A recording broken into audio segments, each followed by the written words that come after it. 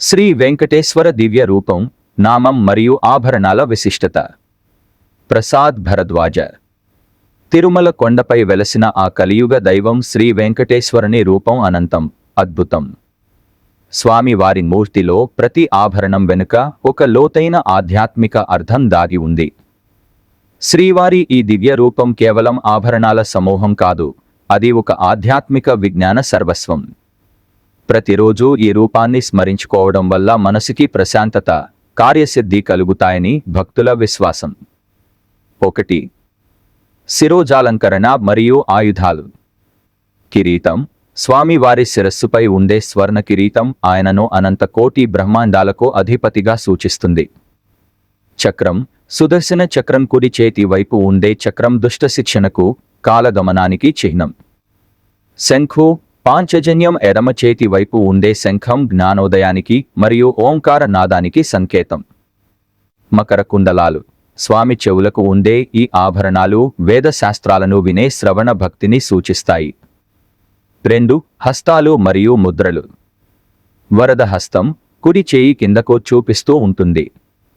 నా పాదాలను ఆశ్రయిస్తే ఈ సంసార సాగరాన్ని మోకాటి లోతు వరకు తగ్గిస్తాను అని అభయమిచ్చే ముద్ర ఇది.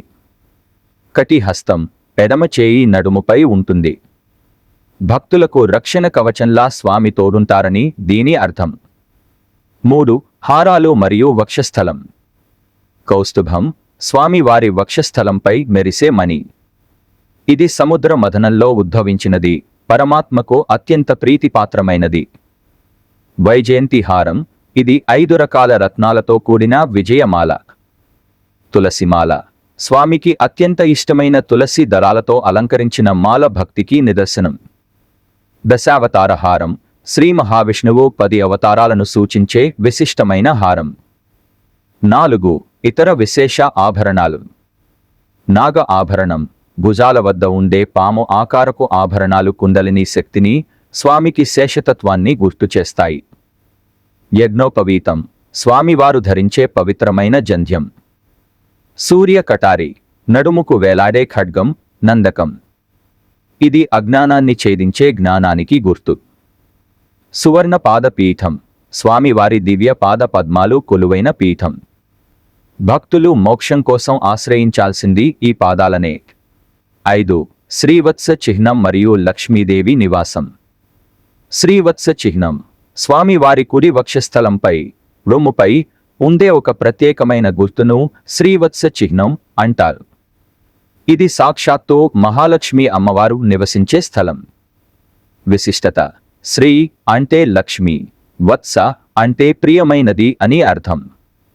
భృగు మహర్షి స్వామివారి వక్షస్థలంపై తన్నినప్పుడు ఏర్పడిన గుర్తుగా పురాణాలు చెబుతాయి. ఆ ప్రదేశంలోనే అమ్మవారు కొలువై ఉండి భక్తుల కోర్కెలను స్వామివారికి విన్నవిస్తూ ఉంటారు. అందుకే ఆయనను శ్రీనివాసుడు, శ్రీకి నివాసమైనవాడు అని పిలుస్తారు. 6. నామపు, తిరునామం. విశిష్టత. నామపు రూపు. శ్రీవారి నుదుట ధరించే వెడల్పాటి తెల్లని నామాన్ని తిరునామం అంటారు. ఇది పచ్చ కర్పూరం మరియు ఇతర సుగంధ ద్రవ్యాలతో దిద్దబడుతుంది. మధ్యలో ఎర్రని చుక్క లేదా రేఖ, శ్రీచూర్ణం ఉంటుంది. జ్ఞాననేత్రం. ఈ నామం స్వామివారి 2 కనుబొమ్మల మధ్య ఆజ్ఞాచక్రం ఉంటుంది. ఇది భౌతిక కళ్ల కంటే మిన్న అయిన జ్ఞాన నేత్రాన్ని సూచిస్తుంది. సాత్విక గుణం.